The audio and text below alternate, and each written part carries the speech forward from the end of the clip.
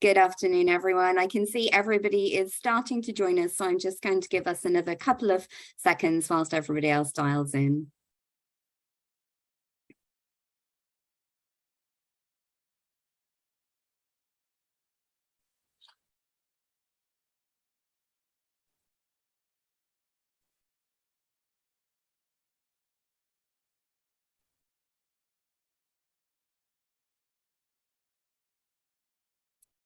So good afternoon to all of you today.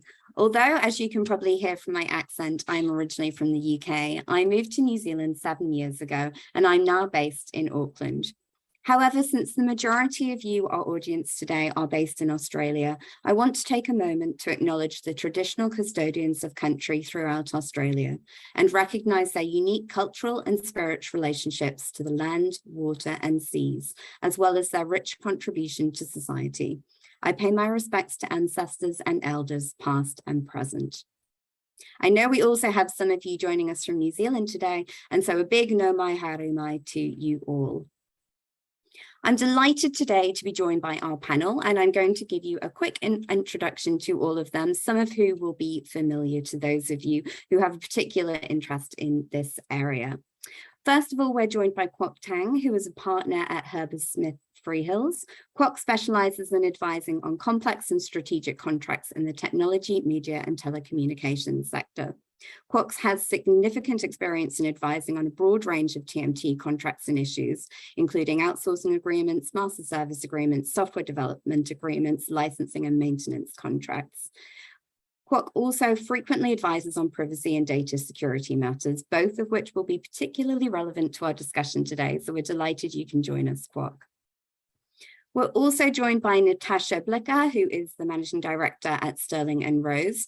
Natasha founded Sterling and Rose, a law firm specializing in emerging technology. She has years of experience in leading a global digital law practice prior to starting this firm, and currently practices across a wide range of areas, including corporate advisory, crypto and digital assets, data privacy, and more. She is also ranked in the Chamber's 2023 FinTech legal practice area and is regarded as a world-leading expert on blockchain and digital assets, digital ethics, and human rights. Finally, it gives me great pleasure to introduce Min Chen, who is our VP and CTO at LexisNexis for our global platforms team across Asia and Pacific. Min is responsible for driving and delivering our customer-centric legal innovations across the globe through a variety of different technologies, including artificial intelligence, data analytics, visualization, big data processing, cloud-native solutions, and other advanced technologies. She leads over 600 engineers and product people throughout Asia and Pacific. So to get us started with our conversation today, we are going to just have a quick look at the issues that we are going to be covering. The artificial intelligence tool ChatGPT has taken the world by storm since its public launch in November 2022. However, for many of us within the technology industry, this was simply generative AI's public debut. In the legal world, for example, law firms and legal technology providers have been examining AI's potential for a long time and experimenting with how to put it to practical use. Generative AI and large language models have the potential to transform the practice of law in many different ways. However, they also can pose significant risks, and it's important for us to have a deep understanding of these risks and how to mitigate them before embracing these technologies. Today, we're going to be considering a range of different issues as they relate to generative AI and in particular large language models. We're going to start out by looking at what generative AI is capable of now and what might be possible in the near future, particularly given the rapid rate of development we've seen recently. We'll then dive into a discussion around the benefits and drawbacks of these technologies and also look at some of the potential user cases that apply to the legal industry. We'll then discuss what these technologies mean more generally for lawyers and have a particular discussion around bias and ethics and issues there that lawyers need to watch out for. And finally, we're going to conclude with a discussion about where exactly we draw the line. We would love you to ask questions during today's session. We would like it to be interactive. We have you all on mute on Zoom, but we would welcome you to ask questions using the Q&A facility that will be appearing on your screen. Although we have a dedicated time for Q&A at the end of the session, I'll try and weave some of your questions into the conversation as we move along today. So to kick off today's session, we are going to start with a polling question. Responses to this are anonymous and will not be shared with others on the call. And you should be seeing this on your screen now. We want to know your views on should large language models have predefined boundaries set by the developers to prevent the generation of harmful or misleading content.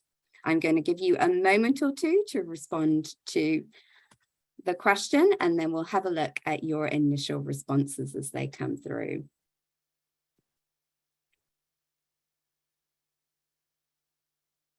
So I'm expecting that this will spark a very lively initial debate. Obviously, those of us involved on the technology side of the discussion are particularly excited about the capabilities posed by these technologies. But as I discussed in the intro, obviously there are potential harmful consequences of embracing them. So it's going to be interesting to see where the audience sit in terms of their appetite for risk when it comes to large language models.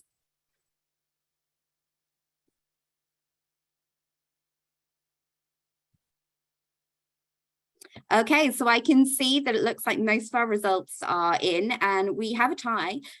So we can see here that 43% of our audience think that it is important for the developers to actually build these boundaries into the tools themselves when they're developing these models. And then another 43% of the audience thinks that it depends on the specific context and application. So before we dive into our overall discussion, I'm going to just jump to our panelists now to see if anybody thinks that's a surprise. I might start with you, Min, obviously with the technology angle. Do you have any surprise reactions to that poll, or is that what you would sort of expect our audience to land? That is what I expected, because that's what I see in every market. Last month, we've seen the similar survey in US markets. It's almost I think identical in terms of the response for generative AI. That's really interesting as well, that carries across geographical boundaries too. Right. Okay, so Natasha, how about you? What's your response to the poll there? Well, the interesting thing is we weren't allowed to vote. Dare I ask how you would have voted? Is that appropriate? Well, you know, perhaps terrifyingly, I actually think I would have voted that I don't know the answer. And that's come from thinking at times I had a tiny grip on what the answer might be. And then in the last few days, even retracting my position and thinking this is really, really difficult to know what boundaries to put around AI systems, because there's no such thing as just an AI system. There's no such thing as just a large language model. So I think I'm in the camp somewhere between it depends on the specific circumstances, and I don't know the answer. Excellent. And finally, hand it over to you, Kwok. I know obviously you have some particular interest in the area of sort of AI and ethics as well. So really interested to see what your response to that poll is. Yeah, it's interesting that about 50% of people said it depends on context. It clearly shows there's at least 50% of lawyers are on the call. Brings a very lawyerly answer. Look, I think setting boundaries is a good idea to obviously prevent harm and harmful content, and that's sort of a prevailing sort of concept, I think, on online protection. I think the challenge is it's really twofold for developers. One is we know that there's sort of jailbreaking of the tools and people really hackers going in and sort of building ways to get around those safeguards. So that's certainly a challenge. The second aspect is I agree with Natasha, it's actually really difficult to set those boundaries, particularly with sort of different sensibilities. And there's a really good examples where you might ask a chatgpt a particular question and it will give you a particular answer, or actually refuse to give you an answer. Whereas you go and use a different, say, Chinese-built chatbot, and it may come up with a very different answer. And obviously that then sets up sort of I suppose, partly some of the sensibilities a particular jurisdiction may have or developers may have, and some of those sort of inbuilt, so I suppose, biases, etc. And also just the data that's used to train the model, and how the information then gets fed back. And so it's a real challenge, I think. Yeah, Definitely. And I think there's some important issues there, particularly when we look at the ethics of, what we sort of are referring to as ethical AI there, that I'm keen to dive into a little bit later. So to sort of kickstart the discussion, given that we have a range of different people attending our discussion today, I thought from the outset it would be really helpful for us to be clear on what we mean when we're using some of these terms, sort of AI, generative AI, LLMs.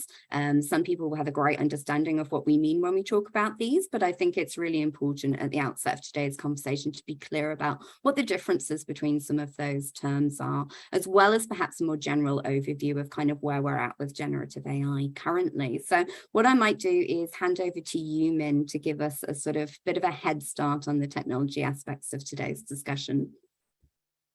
Yeah, sure, Lindsay. I think artificial intelligence, that's the terminology, has been there for many years. It's the generative AI. Seems to be a little bit new in the past couple of years. One way to think of generative AI is that it's a general purpose technology. It is much more generalized to deal with multiple different types of tasks. And because of its outstanding strengths on generalization, it can use its training to come up with original ideas and create new things that haven't been seen before. For example, a generative AI model trained on images of cats might be able to create new images of cats that it has never seen before.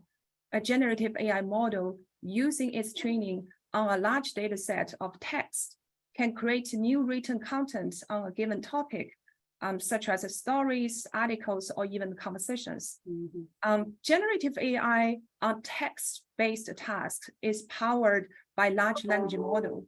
And why they are called large language model is so obvious because the size of the parameters is giant. They are thousands of times bigger than the last generation of language model, like BERT. I don't need to talk about what is BERT, but basically you consider the last generation of language model parameter size is million level, and large language model is at billion level. And some are from hundreds of billion to even trillion level. And why does it matter? The larger the parameter size, the more capable the model is at generating human-like language, capturing more complex language patterns and relationships to perform language processing tasks, such as language translation, text summarization, and conversational chatbots. Now, examples of large language model in the market, like a famous ChatGPT, GPT 3.5, and GPT-4, developed by OpenAI. There are other large language models in the market, including open source and commercial versions. For example, Google's Bard, which is a chatbot trained on top of Google's large language model, Lambda. And Meta also has its different version of large language models like OPT, Atlas, and Llama. As a non-technical people, there are two other things I think you should know about large language models. One is the learning curve to utilize space models is much shorter through a technique called prompt engineering, which is a process of designing and crafting the text that is used to prompt a machine learning model. It is completed in a natural language style and does not require any technical background or programming knowledge to complete. A large language model really enables a significant collaboration between human and AI. The other thing is the cost of preparing training data can be greatly reduced. You may also hear discussions about zero-shot or few-shot learning.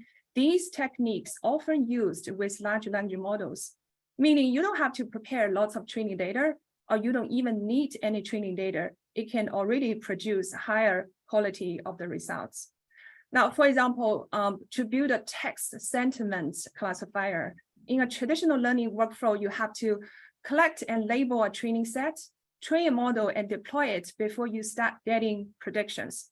And this process could take days or weeks. In contrast, in the prompt-based machine learning workflow through large language models, you could just write a text prompt, and by calling large language model API, start making predictions in seconds or minutes. And that's the power of generative AI through large language models. I think that's the overview and brief of large language models as well as generative AI from my perspective. Lindsay. Thank you, Min. I think that also captures some of the reason as to why this is so interesting to people, you know, the kind of capabilities here, as well as that very rapid development curve. Natasha, I know you sort of had some comments on this too. I did. It was just that, thank you. That was such a beautiful explanation and so clear. I was trying to explain to my children the difference between the AI that's been around for years and narrow AI, as we call it, or traditional AI, and what's happening now with generative AI. And I used this example, and if you'll permit me, I will give a far dumbed down version of what Min has just said. But this is the way that I was able to communicate to the kids what I thought that the difference was. And I also may be showing my own proclivities in the same time. So for me, narrow AI is a bit like a shoe cupboard.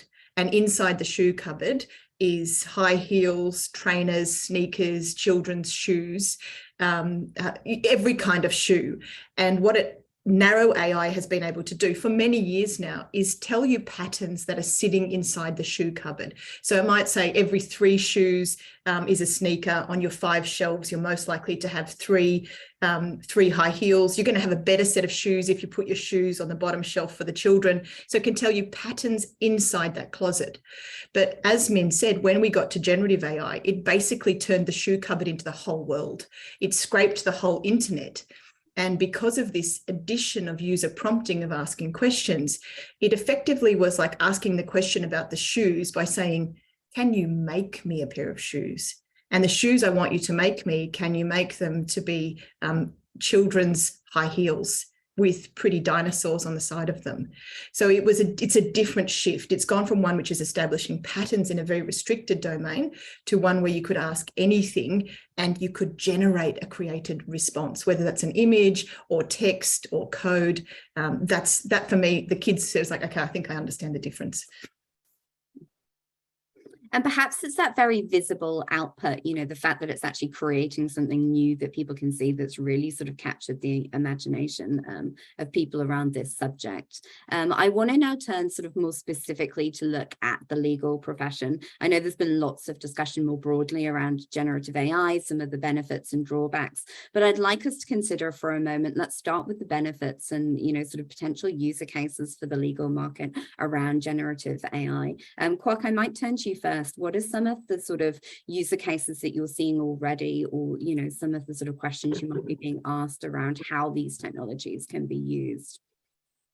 Yeah, I think when you look at the analysis of what sort of law firms and people in the legal professions are looking at in terms of use cases, to me, there's a long list, but it broadly falls down to 2 sort of aspects of what generative AI does really well. What one is, I think Min mentioned, is very good at creating new content. Mm-hmm. And the other is analyzing data. So in the first category, creating content, we see it really like drafting documents, drafting clauses, even drafting whole contracts, and really being sort of, I suppose, creative around that. The second part is very good at, as I said, is analyzing data and summarizing and providing that information in a useful and succinct manner. And again, there's sort of applications around that you can see in terms of knowledge management and in terms of pulling information, providing answers based on information. Is very good at potentially being applied to exercises like due diligence or discovery, and really like scraping that information and providing and pulling out information that you need, such as, you know, change of control clauses, which contracts have change of control clauses, and obviously there's already existing tools out there which you does some of that. And adding that AI component really sort of power boosts that functionality and capability. Yeah, and so it sounds sort of in terms of user cases that we're really looking at a lot of those tasks prior to AI would be quite time-consuming exercises for people to sort of engage in. So, you know, some real efficiency gains potentially to be had there, which obviously is great. That's a sort of potential major benefit. But let's turn for a moment to also looking at some of the potential drawbacks and risks when particularly lawyers are engaging in the use of these technologies. I might, Natasha, just bring you in there to sort of have a kind of quick discussion with your thoughts around what sort of potential risks you see with the adoption of these technologies. Okay, well, the obvious one, which most people have probably heard about on the call already, is hallucination. And that is the case when what we know is that this is basically like auto prompt on steroids when used in a word written context. So when you're getting content, it sounds very authoritative, but you can't be sure that the content itself is real at all. It's predicting what the next content should be. It may have no framing in reality at all. So the word hallucination is quite a poetic word to describe that the veracity of the content may be completely inaccurate. So if you're relying on the content, you could get yourself into trouble. So those people in the legal industry who are more senior, this is not that different to perhaps getting work from a junior lawyer. You usually don't, you may establish trust over time, but the first times you get work, you recheck all the component parts, you check the footnotes, etc., check their assumptions. But what's happening now, and we've seen this in a few cases that are coming up, is that people are actually, unfortunately, relying on the content, and the content in some cases is completely inaccurate. Even some of the cases that are being manufactured are inaccurate. Having said that, the quality of the prompt that you put in tends to give better outputs, and the large language models that most people are using at the moment are actually consumer-facing large language models, which haven't been trained internally on the content that is sitting inside an organization. So we've seen a difference in the degree of hallucinations as we've moved. For example, Min talked about OpenAI and chatgpt. That's just one of the large language models, but you've seen the quality of the content increasing in accuracy as you move to LLM, chatgpt-4, for example, GPT-4. But the hallucination is the biggest problem. Another problem that you have is it allows people to do things that they may not have been able to do previously, and it in itself, any question can be completely innocent, but if you give people information, at the very start of these models came out, they've been fine-tuned now to be, I think they've been given a sort of a granny wash. They've become more like, don't run on hard surfaces, get a lawyer to tell you this. But if you use them the wrong way, you could have asked, how do I create a nuclear weapon? And that's an edge example, but there are certain things you could ask. It's giving you information about how to do things, that information used to be in the hands of experts. And, when we say a little bit of knowledge is dangerous, that there is probably that risk as well about knowledge being dangerous. But that's outside. You should see a correction happening as the large language models sit more deeply in the belly of proprietary information, that the corpus of data itself is a higher quality of corpus of data. Yeah, so I think it's a really important point there about the data. We can see that being a kind of double-edged sword here, that, one of the things that makes large language models so exciting is the volume of data that they've been trained on, but actually also that large volume of sort of relatively unstructured data also causing those, particular problems when it's applied. So Min, I might bring you in at this point because I'm particularly interested in that angle around kind of data and training data and, the sort of benefits that can provide, but also the risks that are inherent in utilizing that data. Yeah, I want to add one more thing. I actually completely agree with Natasha just mentioned about the large language model. There's sometimes produce misinformation in the guise of reasonable sounding text, and it could be like confidently make assertion on something that is factual false, and this could particularly mislead those without expertise in the domain. So as data scientist leads, I would carefully design my solution when I go into text generation, a task in professional or vertical domain.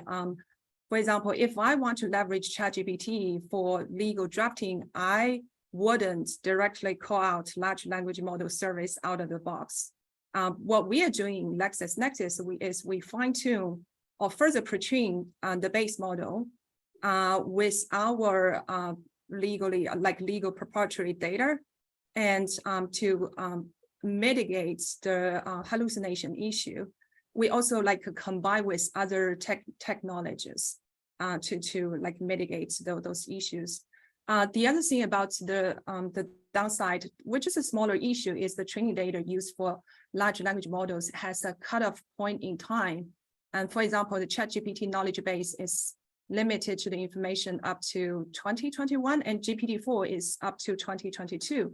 So we must keep in mind that when using these solutions, as they may lack the latest time-sensitive or recent information, right? So that is why for us, LexisNexis, we never like directly use large language model service out of the box. It's either we fine-tune the model or we combine the service with other advanced technology and try to make sure we set up the grounding rules and all trusted content directly sourced from LexisNexis instead of we directly using the large language model to generate the answers, particularly for those citations. It could like make up citation that does not exist. Yeah, that's a really interesting point, and one that people sort of really need to be aware of if they're sort of looking at experimenting with some of these technologies. So I think we've had a really great discussion about what some of the potential applications here are. One of the things that is of particular interest to me is, what does this actually mean for today's lawyers, and also those lawyers that are, you know, sort of coming up into the profession? Because it sounds like there's definitely an appetite for looking at these technologies and how they can be adopted. But what does this mean in terms of the skill sets and this perhaps even changing roles of lawyers as we move forward and embrace more of these technologies? I might turn to you, Kwok, to get some of your initial thoughts around that. Sure. Is a great question. One I've sort of spent quite a bit of time thinking about and also talking with colleagues. I think if you search the internet and look at, you know, impact of generative AI and law and lawyers, there seems to be a large number of articles talking about how, you know, whether ChatGPT is going to replace lawyers and whether we're going to be out of their jobs. So I don't know why you know, it's pretty keen for us to be out of the job, but that's definitely one of the angles of these articles. Look, I think in short, will ChatGPT and other GAI tools replace us? The answer is no. It's really, as the name suggests, it's a tool that will help enhance and the way we do things. It will remove certain tasks that were previously some more mundane and tedious, and allow, I think, lawyers to focus on other things. And I think that's a trend. I think what we'll find is the ability to use generative AI might be one of the skill sets that one may have to build.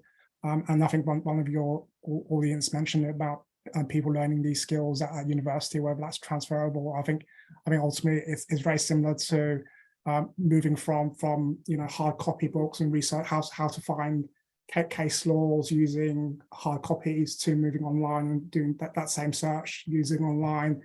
You can start learning how to use prompts to find the same results. So I think that's sort of the trend moving forward. I think there is also potentially a more interesting question around, if you start removing some of the tasks that traditionally are done by junior lawyers and is actually a very important part of their learning. If you remove those tasks, how do you replace that training? How do you replace that learning? A good example is sort of due diligence. You know, that's a not necessarily most glamorous job in the world, but certainly when I was a junior, it was a good opportunity to be able to read a lot of contracts and understanding what's a good contract, what's a bad contract, what's a good clause, what's a bad clause, and through that process really building a sort of a data bank of contracts. But if you remove that and replace that with a GAI tool, you know, how do you replace that skills? So that's going to be a real challenge, a real question for law firms and law organizations that deal with sort of legal skills, how to build those skills.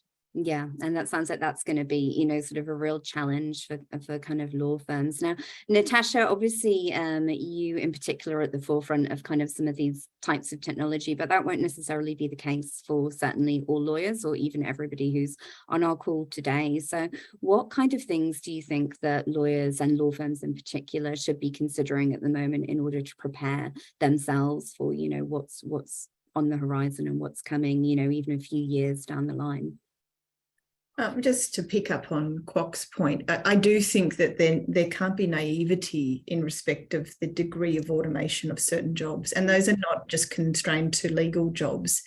We're looking, I mean, if you look at there's work that's been done by Goldman Sachs, there's certainly work that's done by OpenAI. And I don't know why they're coming for us, Kwok, but even Microsoft, the latest bit has been the contract is the place that's actually going to be super automated.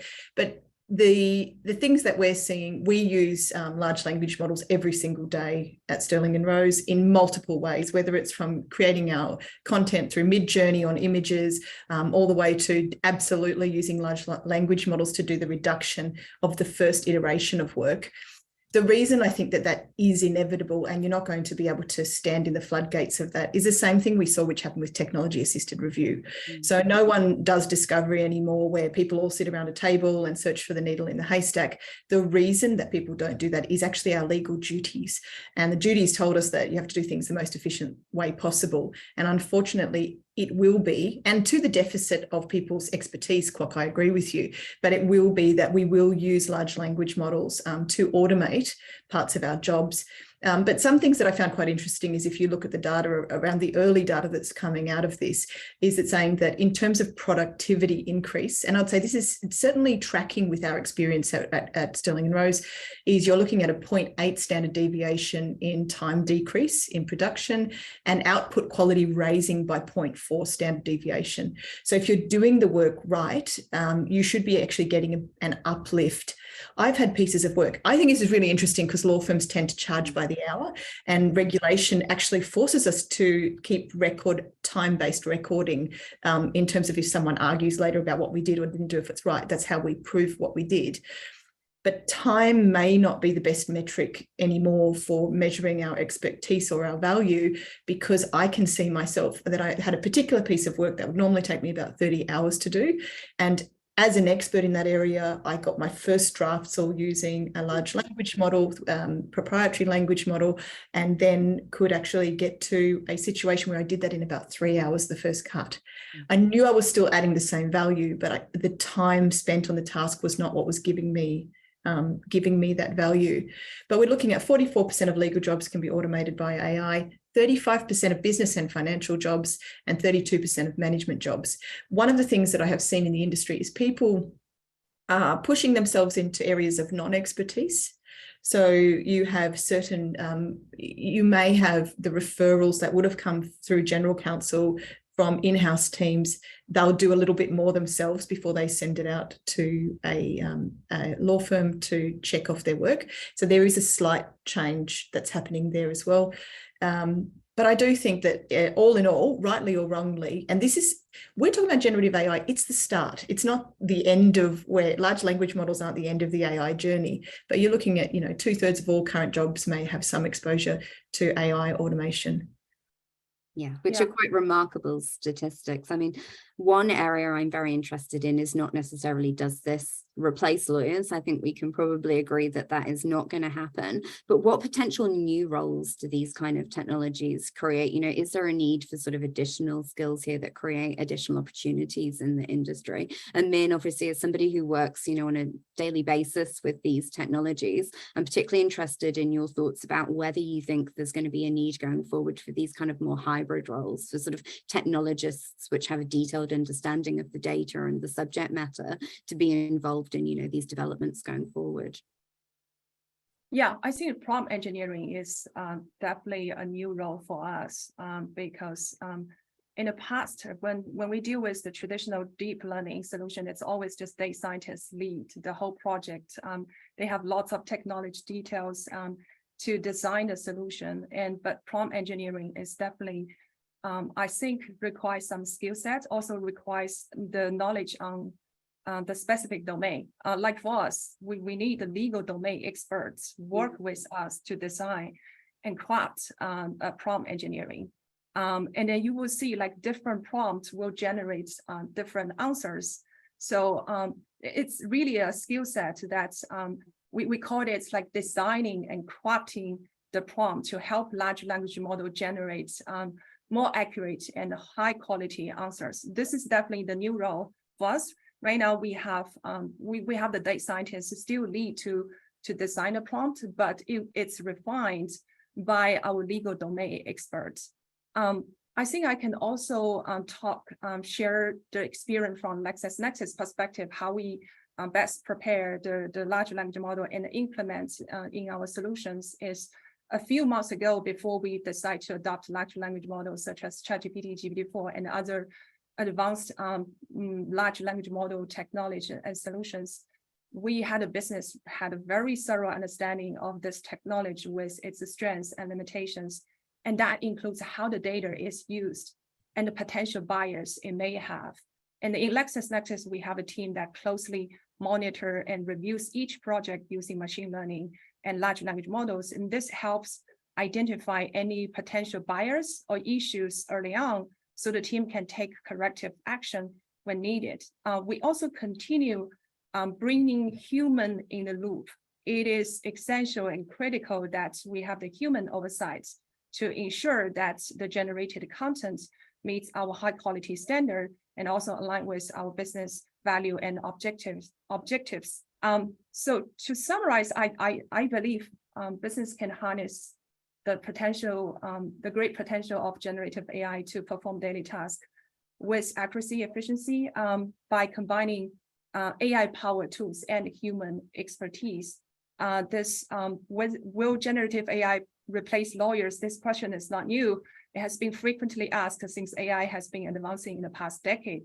I believe while generative AI could automate much more repetitive tasks and greatly improve efficiency, it's still important to remember that AI is not a substitute for human judgment and expertise and insight. Yeah, absolutely. Very well summarized. And also a perfect segue into the next important topic I'd really like to touch on, which is that around ethics and bias in generative AI. I know it's a concern that we have particularly within the legal industry, but of course it's not just contained to our industry. It's something more generally that people are concerned about with generative AI. Obviously, Min mentioned there some practices that we're able to put in place where we have more of that control over the data sets which are ingested into those kind of training models. But of course, with the large language models which are out in the public domain, this remains a sort of key concern. So Kwok, I know this is an area that you have a particular interest around algorithmic bias and ethics more generally. So very interested to hear your thoughts on that subject. Thanks, Lindsay. Look, it's a really challenging subject. So the sort of algorithmic tools, the AI tools, are trained on data, and depending on that data, if that's a very narrow data set or a particular data set, it can lead to bias and discrimination. And as Min said, there's things you can do to mitigate that through either making sure you have as broad data set as possible, through the process fine-tuning, and a core component also is obviously that human oversight. We certainly see the two main sorts of use of AI at the moment is one is generative AI, the other is really around automated decision making. Bias and discrimination is probably, for purposes of GAI, is probably a lower order of risk, because it's, if you understand what the tool does, it's really creative content, and you're using it. We often say here at firm, you use the tool for sort of inspiration, not delegation. So really, you use it as a first draft, and then you apply your own lens to it, and that really sort of massively reduces any risks, particularly around sort of bias and discrimination. When it comes to automated decision making, though, that's where some real harm can come about, because where the process where that ADM is used for particularly certain decisions, access to healthcare, access to immigration status and whatnot, that then becomes really problematic, and where that human oversight is really critical. So the challenge with a lot of AI tools are the fact that they're often described as black boxes. So you don't really know how it might necessarily come about with a decision, and that level of transparency and ability to challenge that decision it makes is very difficult, because even the developers might not necessarily know or understand how an ADM might have come about a decision or particular outcome. Yeah, and that area of autonomous sort of, decision making is, I think one of particular concern for those kind of reasons you discussed, Kwok. Natasha, some of the other concerns which have been expressed around the use of these technologies include things like data privacy and, the intellectual property considerations. What kind of sort of queries or concerns are you seeing being raised from kind of your clients around any of those kind of issues currently? Sure. Well, there's been some case law in Europe and the US, just the start. We're not anywhere near where it's going to go, where people are asking the questions, is the content that's gone into large language models something that I can ask for my intellectual property rights to be established against? In respect of copyright, it's being said no, that there's no breach of copyright just in taking it. That is now playing out in some really interesting API charges, where people are starting to, over data sets, saying, no, you can't look at our data set and extract value to a public large language model. It also interesting playing out in images. And I really caution us to stop just thinking about word large language models, because generative AI is going to, blow our brains out in terms of augmented reality and virtual reality, digital twins. But in the image generation and video generation, there's certainly a cry that there's even times you can see stylistic elements from artists. You can even see signatures sometimes that pop up. And I think some of the legal response to this has to be a technical response. We do a lot of work on smart contracting and smart legal contracting. If there's a way to attribute value and authorship or ownership back to a content creator, even if it's a micro component. So for example, if I generate an image and 5% of that image came from artist X, then I don't think we would complain if artist X we could follow the the dots and get artist X back a 5% of a royalty, for example. I don't think people would complain. But those commercial and technical mechanisms haven't been put in place to reward people. But just on can I make 3 short comments in respect of the ethics point, just to piggyback off on what Kwok said, is that one of the places I've seen arguments about the veracity or the ethics of large language data sets is whether that they are a representation of truth or what we want our culture to be. And an example of that is, that in some sort of classic novels right now, we're removing references to certain words because they're culturally offensive now. And the argument is that, of course, that those were the words. They're a historical record of language or social states that were in the past. So that in itself has a historical usefulness. When we use a large language model, for example, in the early days of DALL-E and Midjourney, if I said, can I have an image of a CEO playing with a bongo drum, it would always be a white man come up in the image playing the bongo drum.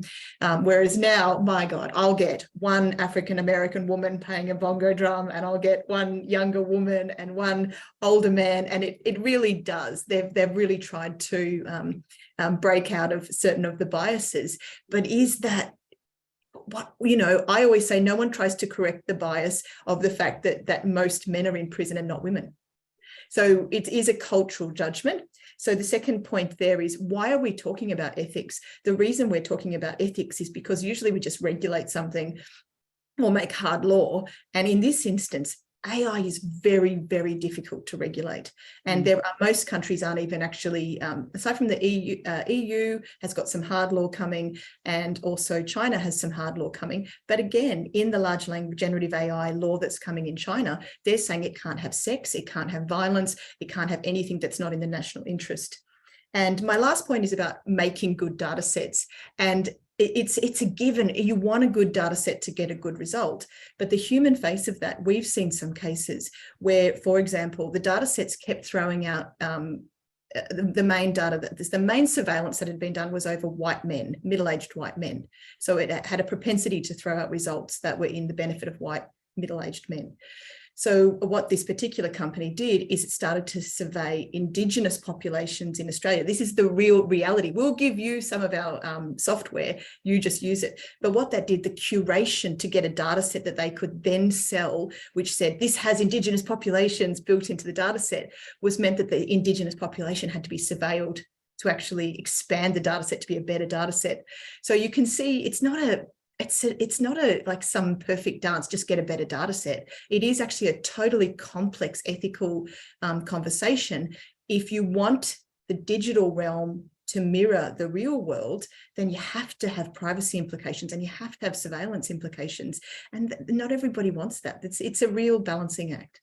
Yeah. And that actually, I suppose, brings us to one of the kind of final sort of questions that I'd like all of us to consider today, which is that broader question of where do we actually draw the line here? So we've seen today that there are, immense possibilities for generative AI and large language models, particularly within law, but also we've discussed, some of the drawbacks and considerations that people need to be sort of cautious of there. One of the big questions that lawyers are going to have at the moment, and, I'm sure many people who are listening to our discussion today will be thinking about this, is where in practice you actually set the boundaries for, the application and use of generative AI in legal practice. There's then that broader question of, sort of regulation more generally, which is, obviously something that's being discussed at large at the moment. But of course, that's going to take a little bit of time for those regulations to sort of filter down. So, certainly one of the immediate concerns, I imagine, for a lot of lawyers at the moment is, how do we go about setting those boundaries? We know people are going to want to use these technologies. So how do we ourselves kind of, control, limit that, whilst also enabling us to make some of those, strides forward in terms of efficiency gains that people sort of want to do. So Min, I think it'd be really great to go to you first to get your thoughts kind of on those issues. Yeah, I would like to talk from mitigation perspective, which is why in LexisNexis, we keep human in the loop. We have a substantial group of legally trained professionals to help to improve model performance. As I mentioned earlier, we don't directly leverage the large language model service out of the box. We actually use this creative fine-tune process introduced by large language models, where legal experts provide canonical examples and also give the instruction to guide the model how to complete some specific task. This approach, of course, also like enhance model creativity in solving new problem that model hasn't previously encountered. Additionally, the legal professionals also rate models outputs. So we have the large language model generate two different answers to the prompts, and then we have the legal expert to rate which one is better. And this rating becomes a feedback to help model generate human preferred answers. This is also a critical step to mitigate the ethical issue, the bias output or hallucination. So I would like to, from that perspective, I think it is critical that we keep human in the loop, trying to mitigate, and that is our practice in LexisNexis from solution perspective, how we leverage and utilize large language models. And perhaps, Min, there's an element of transparency necessary there about, sort of the creators of these large language models and tools being more transparent about, both how they're created and what the processes involved in that are as well. That's a good point. So in our solution, we give the transparency for our customers. So like you asked a question, if you enter legal prompts, instead of directly showing the answer to the prompt, we show the middle process. We call it sort process. So basically, the customer can see that what is your sort, what is large language model sort process? What is the first step? What is the next step? What is the final step, right? So this gives a transparency for the customers, because customers don't just want to see a single direct answers to their point. They want to see how you conclude that answers. So this type of transparency is also something we're doing from LexisNexis perspective. Thanks, Min. So Natasha, and this will be a question that you're really considering right at the moment, in terms of like, how do you set policies, boundaries around, anyone who's working for you actually utilizing these tools? I'm sure it's something that you will have thought about already. Yeah, so I think that there's some really simple practical things you can do if you're still in a business that's using an external consumer model to supplement your internal work. Then the first thing you do is go and turn off in your settings and make sure you're turning off that the history of what you're asking is not being actually populated with your questions, because there's metadata associated with the questions that you're asking. Even if you've never put any client specific information in, you are giving information about the questions that you're asking. Okay.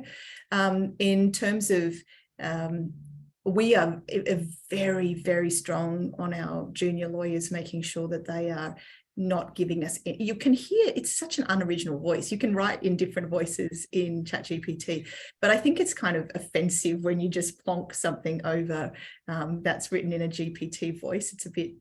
It's got, as I said, it's got this sort of vanilla white bread kind of voice that's not nice. Look, there's so many pitfalls with getting it wrong, and your personal reputation, your firm's reputation, if you don't do the work of ensuring that the accuracy of what you're putting out to market is very significant. Trust can be lost with clients very quickly, and knowing that your clients are going to come to you more knowledgeable to start with.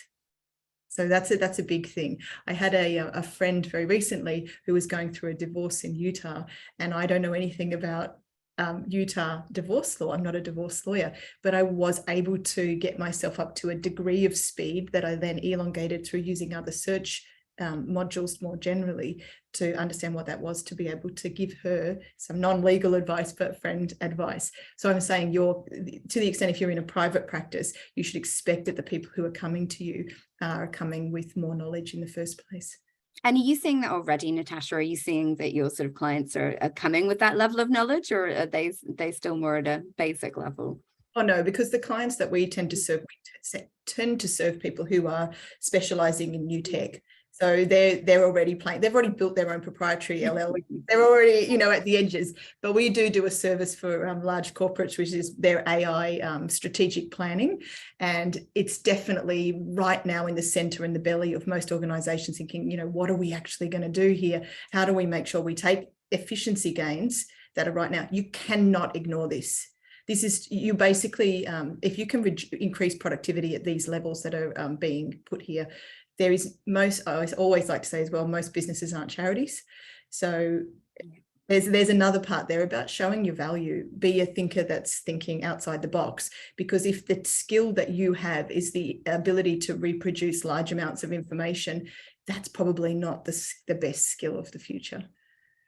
Thanks, Natasha. Now, and Natasha's given us a great roundup there about some practical things that kind of firms can do when they're looking at this industry. I'd like to just in sort of conclusion, broaden that question a little bit for you and think more generally about some of the kind of boundaries that the legal practice as a whole should be considering setting, around some of these technologies.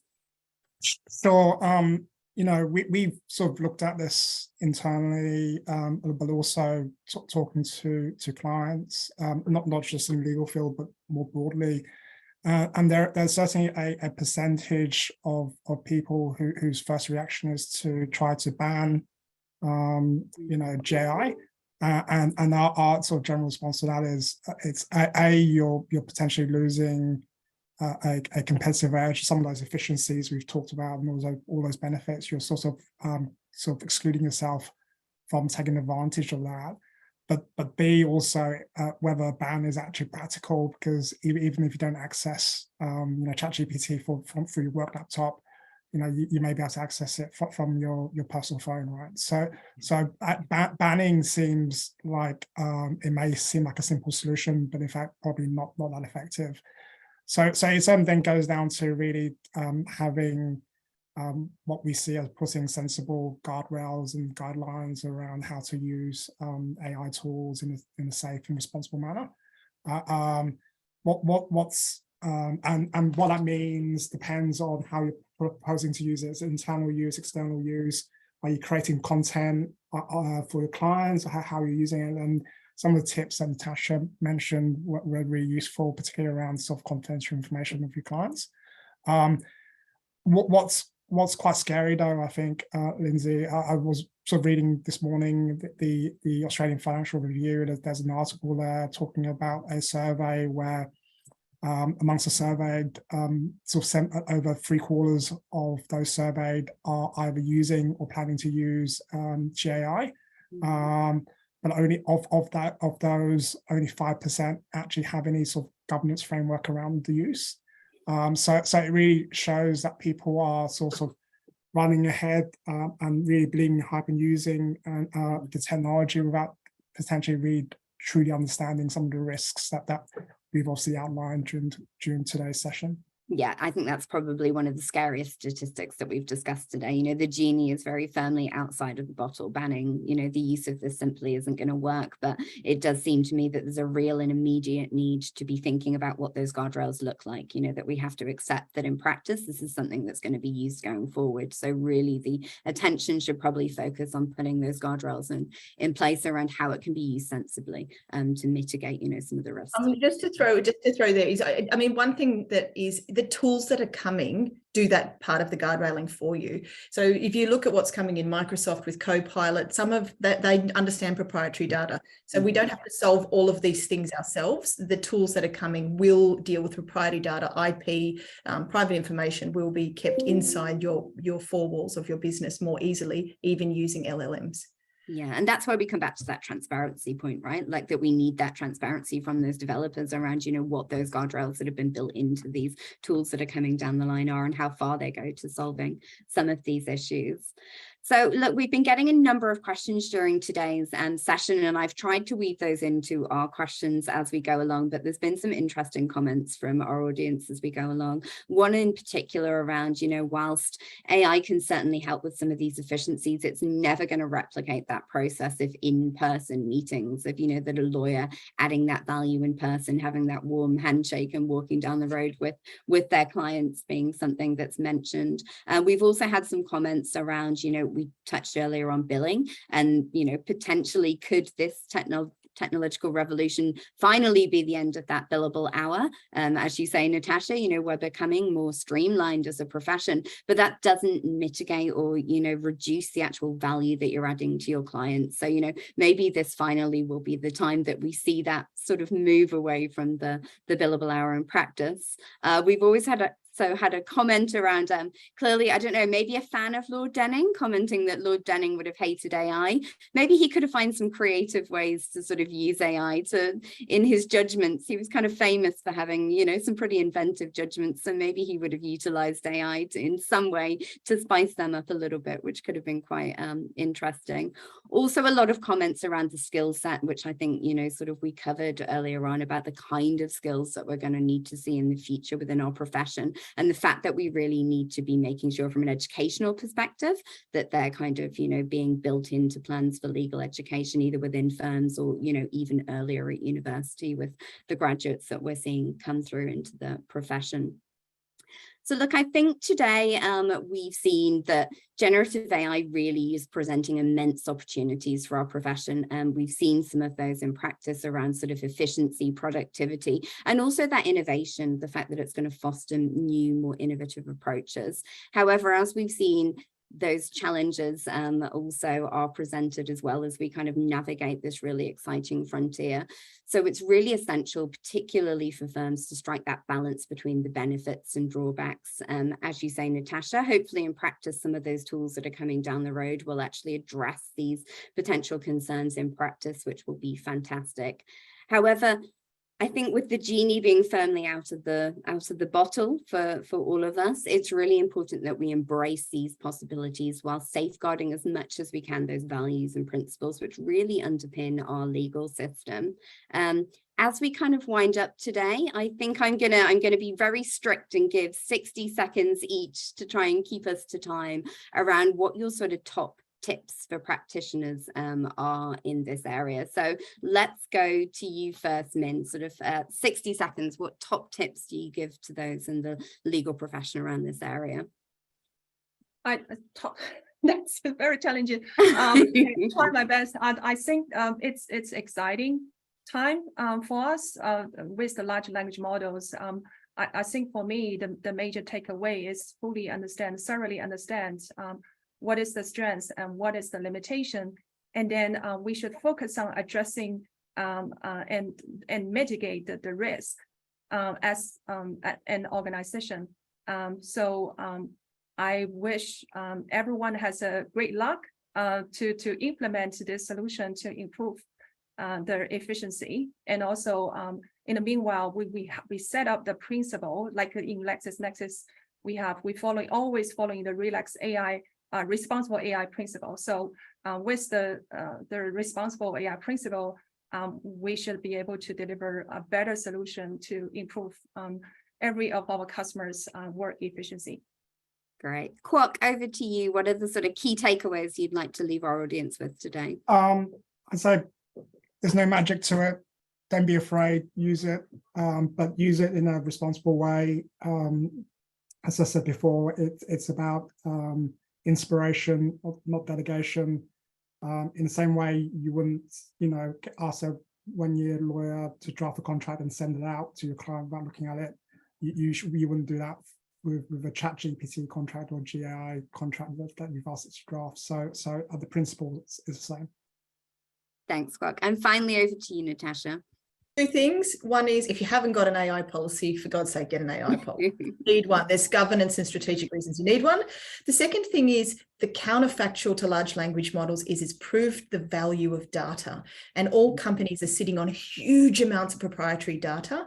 Do not underestimate that data. Smart legal contracts are a good way to packetize that data to get value back on your balance sheet. Excellent.